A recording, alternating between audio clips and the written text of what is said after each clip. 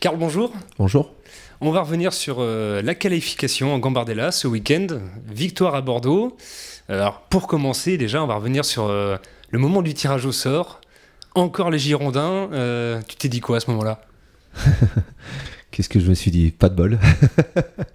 Non, c'est vrai que ça fait ma 6e année, Romain, et ça fait 4 ans que l'on joue les Girondins, soit sur le premier tour, donc les 64e, ou soit sur les 32e, ce qui avait été le cas aussi la saison dernière. Donc forcément, au bout d'un moment, on se dit, c'est pas possible, mais c'est une histoire d'amour entre ces deux clubs. Alors, effectivement, vous rencontriez beaucoup ces derniers temps. C'est un avantage ou un inconvénient ? Parce que l'équipe, vous la connaissez, en plus avec le championnat, ça se passe comment ?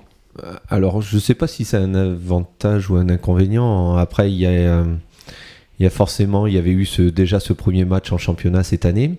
Mais moi, sur ce match-là, j'avais eu 4 U17 titulaires, avec une physionomie de match un petit peu différente, où tactiquement, on avait aussi manœuvré différemment. On avait décidé d'attendre assez bas.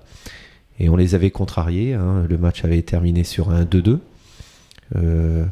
Donc là, c'est autre chose. J'avais une autre équipe. Pour la plupart d'entre eux, les garçons jouent en CFA2. Donc avec une autre physionomie, un autre désir aussi de manœuvrer différemment, malgré que ça soit à Bordeaux, malgré que ça soit les Girondins. C'est aussi de faire voir aux garçons qu'on est capable aussi de faire les choses et pas de faire comme on l'a pu le faire sur le match aller, attendre cette équipe et jouer qu'en attaque rapide. Donc là, c'est aussi imposer son jeu, ce qu'ils ont fort bien fait.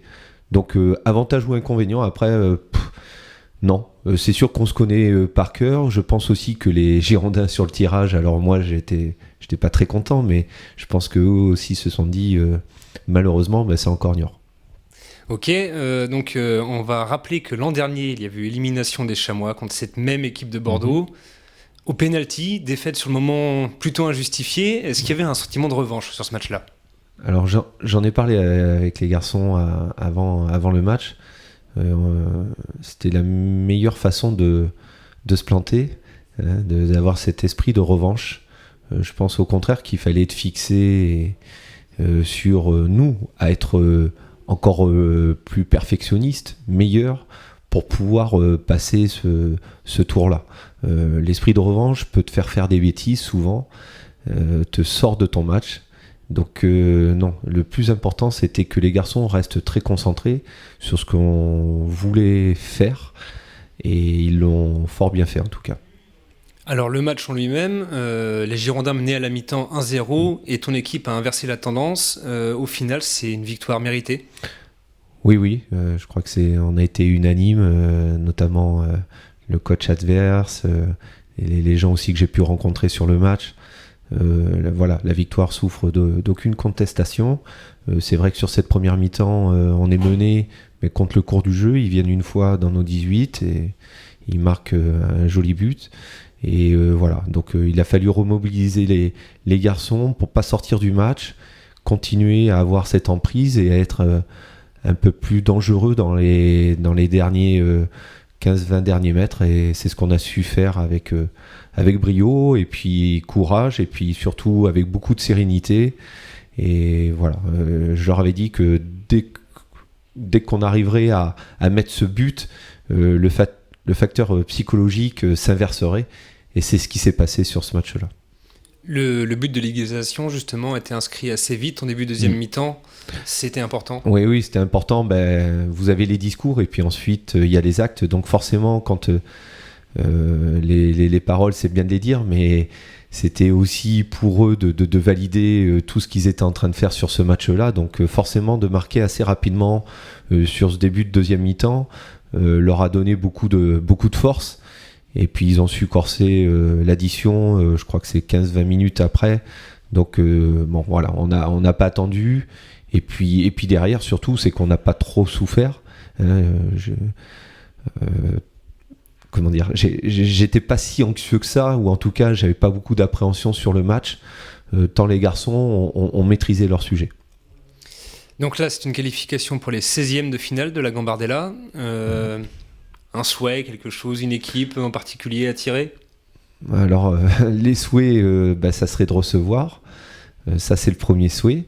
Le deuxième, alors il y a peut-être plus de petites équipes à ce niveau-là, mais forcément, sur les parcours que j'ai pu faire, si on peut éviter les gros morceaux, ça serait bien, d'attendre encore un peu. Donc voilà. Après, comme tout, il faudra, pour essayer d'aller le plus loin possible, il faut faire des coups. On en a fait un. Et puis forcément, ça donne beaucoup d'énergie, beaucoup d'envie à cette génération de poursuivre l'aventure, puisque pour la plupart d'entre eux, c'est leur dernière année. Est-ce que, selon toi, il y a possibilité de faire une belle année en Coupe Gambardella, aller loin? On n'a jamais de certitude dans le football. On essaye d'en avoir le plus possible, mais c'est très très rare. Et puis la coupe est vraiment particulier, c'est vraiment un état d'esprit vraiment différent du championnat.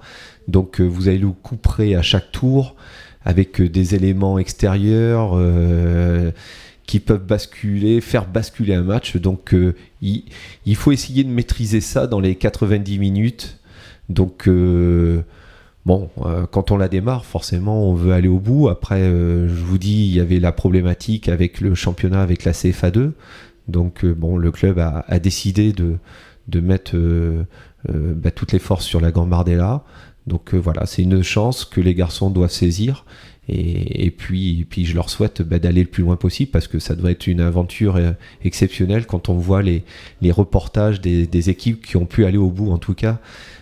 Forcément ça donne envie, et cette génération nous gâte tellement depuis maintenant 2-3 ans où tout lui réussit. Donc voilà, il faudra faire preuve de beaucoup d'humilité, mais qui garde cet engagement et cette envie pour aller chercher les choses.